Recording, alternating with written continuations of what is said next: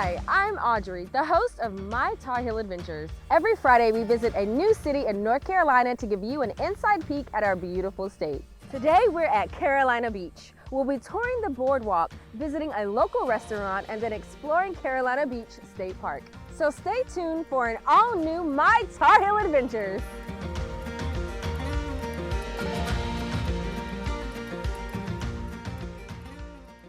Hi guys, we're here on the boardwalk at Carolina Beach, and we're here with Brenda the guide from the Federal Point History Center. So tell us a little bit about the boardwalk tour.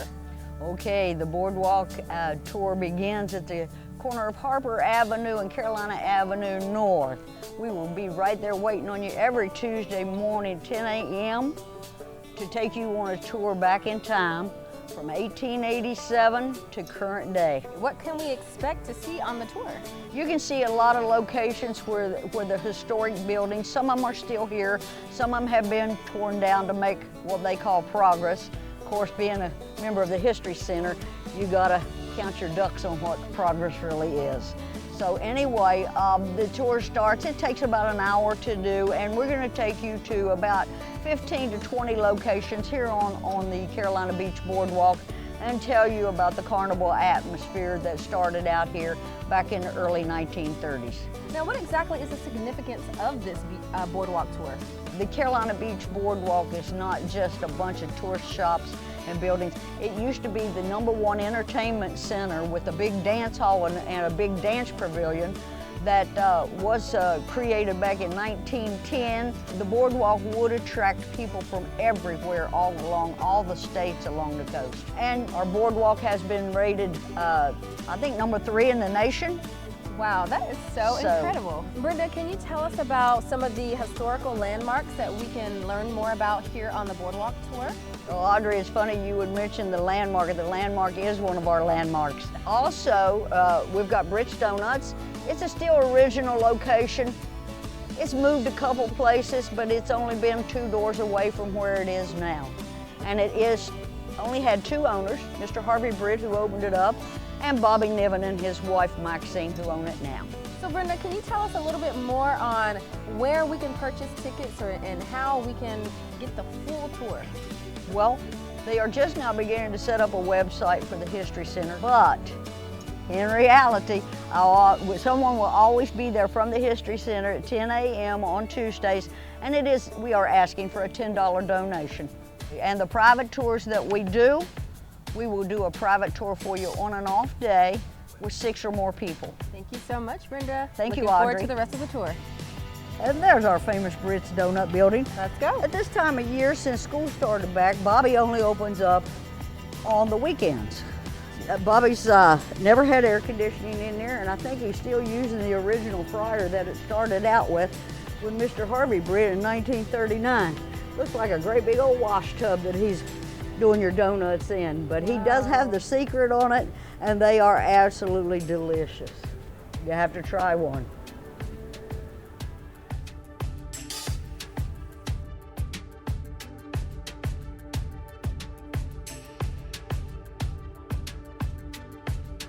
Hey guys, we're here at the Dive Food and Spirits restaurant here at Carolina Beach, and we're talking with James, who is the general manager. Can you tell us a little bit about the restaurant? Absolutely. So we're just basic island-based restaurant. We try to offer comfort foods, burgers, cheesesteaks, wings, stuff that you typically don't think about on the island, but it's comfort food to bring down here. Try to take care of our locals while catering to the tourists as much as possible, keeping local events going, trying to support the community as much as possible. We do off-season specials all through the off-season to help support the community. There's always something going on. Got the Dragon Boat Regatta coming on that kind of brings the whole community together. A little friendly competition. A lot of businesses in the area do participate in that, as well as many others through the off-season. What are some of your most popular menu highlights? What do the locals wings, love? by far. Oh, the wings? Absolutely, yeah. So we have our Surfer Slappin' sauce, which is a sauce that we created here in the kitchen.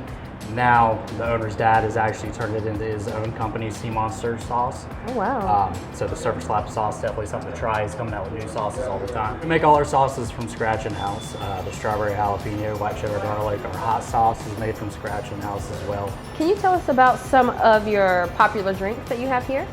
Yeah, so we do have daily drink specials. You know, we try to highlight some local products as well, and then we do have some of our own concoctions. Dive mules, you know, mules have really kicked in, so we're trying to keep up with the times as much as possible. Sounds good. And James, where can we find you on social media, and what are your hours here? So it's going to be the dive carolinabeach.com is the website. Also, we are on Facebook and Instagram, and our hours are going to be noon to midnight, 2 a.m., depending on the day. All right, sounds good. Thank you so much, James. Thank you. Now we're gonna go walk off this mill at Carolina Beach State Park.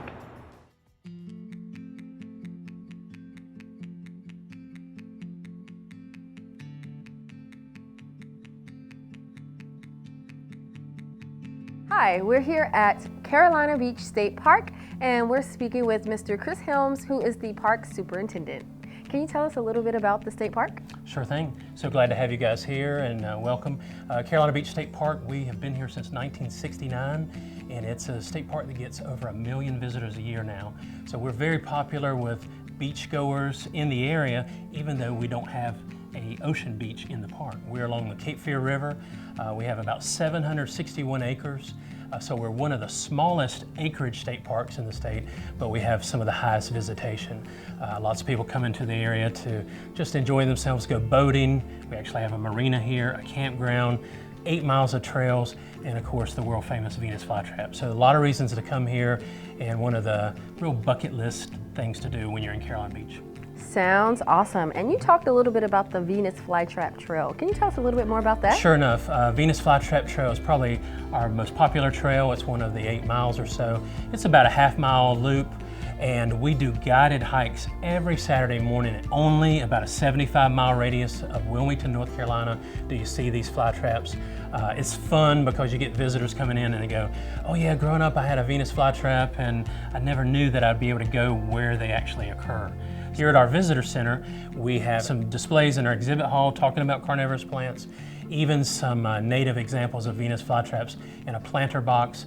And also back in our backyard, we are developing a bog garden so that folks, if they don't get to see them on the trails, they can come out here, have sort of an accessible way that they can come and see pitcher plants, Venus flytraps, sundews, bladderworts, and even butterworts. The Venus flytraps get all the attention, but there are other carnivorous plants as well. Chris, you mentioned that you can only find the Venus flytraps within a 75-mile radius of Wilmington, North Carolina. So does that mean that they are a rare species? Most definitely rare. In North Carolina, they're considered significantly rare. Really only a few counties in South Carolina and a few counties in North Carolina. There's constant pressure with growth, with urban sprawl, with development, with wetlands being drained. So what we're actually trying to do in a protected state park is help with the ongoing success of these plants. You can even clone the plants. So to take tissue culture samples of the plants and maybe put some along the trail so people can see them, get their Instagram photo, their bucket list item, and just really enjoy the plant, but also be educated about this plant too, because it gets so much attention. Even Charles Darwin, the famous biologist, while he didn't come here, a plant was presented to him and he saw it in action and he said, this truly must be one of the most wonderful plants in the world. If you're impressing Darwin, that's pretty big company if you're impressing him. So Chris, this state park is called Carolina Beach, but we're not on the beach. Can you give a little insight into that? Sure thing. It is a little bit of a misnomer in that we're named for the area, and we do get frequent phone calls saying, well, you know, how can I access the beach or can I camp on the beach? We are about 2 miles from the Atlantic Ocean, so about 2 miles off the beach, and we're on the western side of the island, which means we're along the Cape Fear River. So the nice thing is it's brackish water. There's still great fishing here. We even have a marina. We're one of the few state parks that has a dedicated marina, a boat ramp. Folks can leave their boats here for a long period or short period. At our marina, we have a store, so it's a good point that if the visitor center here is closed, the marina is a great place to get information and learn about the parks. What are your park hours, and can we camp here? We do have a gate, so we do close a gate out front, but it's nice. We're such a busy neighborhood, such a busy resort town, that it does kind of keep the campground quieter, keeps the park quieter, gives the animals and the fly traps a chance to rest and breathe. But we do close the gate at 10 o'clock during the summertime. That does go down earlier, closing during the fall and in the winter. Open every morning at 7, so that gives opportunity for folks that want to get out and get a walk, get a run in, walk their dog, go out for bird watching or what have you. So all kinds of things can literally start at 7. Camping, one of the most popular activities here. There's a few private campgrounds, but this is one of the largest ones where you can literally stay in a tent. We have RV sites, so water, electric, sewer hookups for RVs, and even a few camper cabins. So the camper cabins are sort of kind of glamping, but they have electricity, have AC, have heating and air, but it's a way that folks can stay in a structure.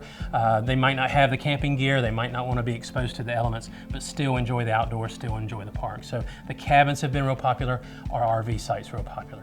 Hardest thing is getting a reservation. On our website, ncparks.gov, we have local stuff for Carolina Beach there, but also all kinds of reservation information too. Thank you so much, Chris. Enjoyed you being here and enjoy your visit in the park. Thank you so much. Sure. Thanks for watching the video. Be sure to hit the like and subscribe button and turn on those bell notifications to keep up with all of our adventures. I'd like to thank Gator Metal Roofing for sponsoring today's video. Now let's check in with one of their recent customers to see how their experience was. Hi guys, Audrey and Al here. We're here with Miss Dayton. So first things first, what did you think about the installation process and with the customer service? Everything went very well. Very professional group. They were here on time, did exactly what they told us they would do, and I was very pleased, very pleased. So out of all of the roofing companies that you could have chosen, why did you choose Gator Metal Roofing? Well, actually, we had some water damage and we were shopping around and saw their ad on television. The financing was really what I was looking for. They were able to work with us to get a good payment schedule and everything was great. What do you think are some of the advantages of having a Gator Metal roof? Having a metal roof, if there is wind damage or any rain damage, my home will be protected. And with the hurricanes and things like that, I'm glad that I do have the metal roofing. So when the bad weather starts to come, I won't have to worry about any leaks or anything like that. I just like it because it's pretty. It looks really good and I won't have to worry about any maintenance or fading. So I'm not expecting to have any issues or anything. And if I do, I know I can call you guys and it'll get taken care of. We definitely thank you for choosing Gator Metal Roofing and thank you so much.